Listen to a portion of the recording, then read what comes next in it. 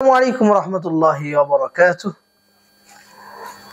نحمده ونصلي على رسوله الكريم. أما بعد، قال رسول الله صلى الله عليه وسلم: من غفر غفر له، من غفر غفر له، أو كما قال عليه الصلاة والسلام।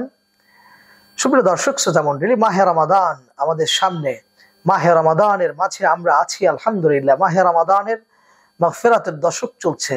আসুন জেনে নিই হাদিসে রাসূলুল্লাহ সাল্লাল্লাহু আলাইহি ওয়াসাল্লাম কি বললেন। যে হাদিসে আমি পাঠ করলাম, এই হাদিসের মধ্যে এসেছে রাসূল বলছেন, মান গাফারা গুফিরা লাহু, যে ব্যক্তি মানুষকে ক্ষমা করে দেয় আল্লাহ তাআলাও তাকে ক্ষমা করে দেন, সেও ক্ষমা প্রাপ্ত হয়। অতএব আসুন, মানুষের সাথে দুনিয়াতে চলতে ফিরতে কত মানুষ কত রকম কষ্ট দেয়, অপরাধ করে, কত মানুষের উপরে রাগ ক্ষোভ থাকে, মনোকষ্ট থাকতেই পারে। আসুন আমরা এই মাসে সবাইকে মাফ করে দিই। আমাদের সাথে যে যত অন্যায় করেছে, যে যত অন্যায় করুক না কেন, সবাইকে আসুন মাফ করে দিই।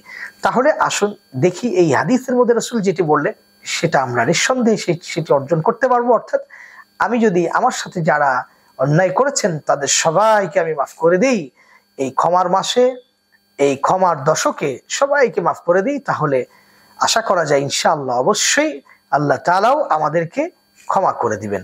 আসুন ক্ষমা মাসে সবাইকে ক্ষমা করে দিই, এবং যারা মৃত ব্যক্তি আছেন তাদেরকেও মাফ করে দিই।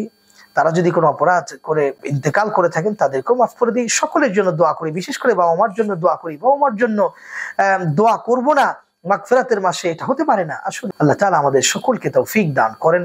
আমিন। ওয়া মা তৌফিক ইল্লা বিল্লাহ। আসসালামু আলাইকুম ওয়া রাহমাতুল্লাহি ওয়া বারাকাতুহু।